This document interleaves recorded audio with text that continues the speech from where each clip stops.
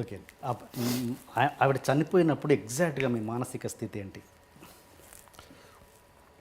నాకు అంటే ఒకటండి ఫిలాసఫీ కొంచెం ఎక్కువ ఉంటుంది మైండ్లో నాకు. బికాజ్ అందరికీ తెలుసు పుడతాం పోతాం. నేను జనరల్గా నేను చెప్పేది కూడా అంతకుముందు చెప్పింది కూడా ఆఫ్ కోర్స్ లైఫ్లో ఎప్పుడూ ఏడవలసిన అవసరం ఉండకూడదు ఎక్సెప్ట్ ఎవరైనా పోయినప్పుడు తప్ప. ఎందుకంటే అది ఒకటే వెనక సంపాదించుకోలేవు.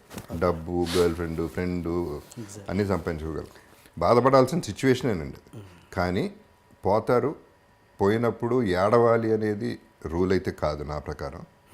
బాధ అనేది మిస్సింగ్ అనేది ఉంటుంది.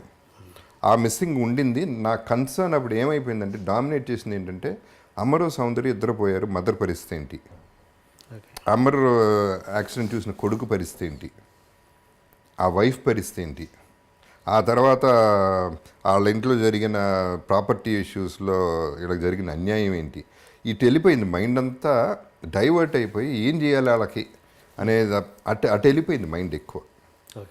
This is what happen. I still miss her, no two ways about it. అని చెట్టు కింద లెటర్ రాయను కానీ ఐ మిస్ హర్ డెఫినెట్గా. నేను కాదండి, ఇండస్ట్రీ మిస్సెస్ హర్.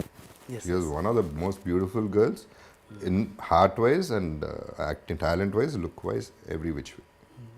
తన మదర్తో మీరు టచ్లో ఉంటారా? ఇప్పుడు లేదండి. ఇప్పుడు అంటే సిచ్యువేషన్స్ మారిపోయినాయి, రకరకాలుగా మారిపోయి చాలా కాలం ఉన్నా. ఆవిడ ఎలాంటి పరిస్థితిలో ఉందో అయినా ఐడియా ఉందా మీకు? తెలుసా? ఇప్పుడు అంటే వింటవేనండి, నేను ఎవరితోనూ మాట్లాడలేదు, బాగానే ఉన్నారు.